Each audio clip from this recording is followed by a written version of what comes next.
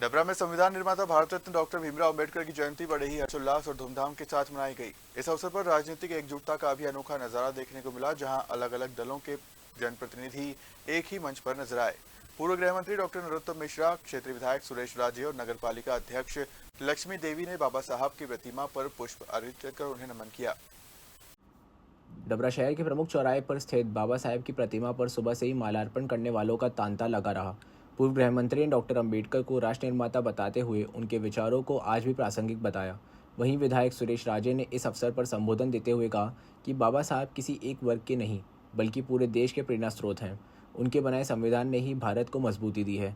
नगर पालिका अध्यक्ष लक्ष्मी देवी सहित कई जनप्रतिनिधियों और पार्षदों ने भी कार्यक्रम में भाग लिया। पूरे शहर में नीले झंडों और जय भीम के नारों के बीच माहौल उत्सव जैसा रहा। विभिन्न सामाजिक संगठनों ने शोभा यात्राओं निकाली और जगह जगह प्रसाद। बाबा साहब की जयंती मनाई जा रही, किस तरह का आयोजन है? देखिए, हर वर्ष की बात ही परम पूज्य संविधान निर्माता बाबा साहब अंबेडकर की जयंती, ये कोई पहला अवसर नहीं है।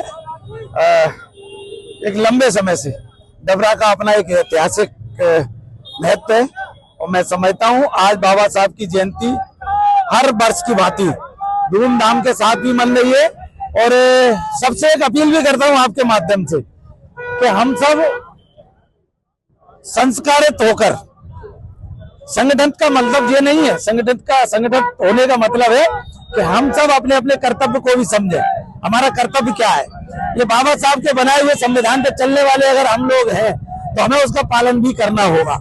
हमारे द्वारा कोई भी ऐसा काम नहीं हो कि किसी को आपत्ति हो।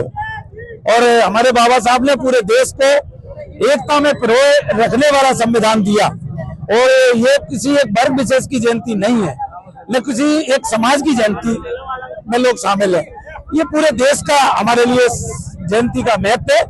और बाबा साहब ने वो संविधान दिया जिसके कारण आज हमारा देश एक है। और आप देख भी रहे हो पूरे देश में अनेकता में एकता, यही है भारत की विशेषता, यही बाबा साहब की देन है हम सब के लिए। और आज के दिन यही सबसे निवेदन करूंगा कि हम सब शांतिपूर्वक तरीके से, और जो लोगों ने जो अफवाह फैलाई कि वो झांकी नहीं निकल रही है, ये कहना गलत है।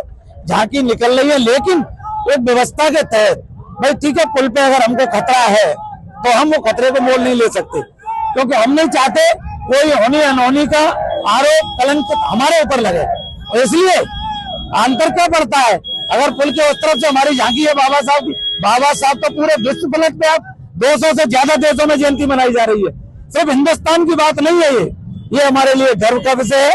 और बाबा साहब हमारे सिर्फ भारत रत्न ही नहीं, आने वाले समय में उनको विश्व रत्न मिलेगा, ये मैं विश्वास दिलाता हूँ।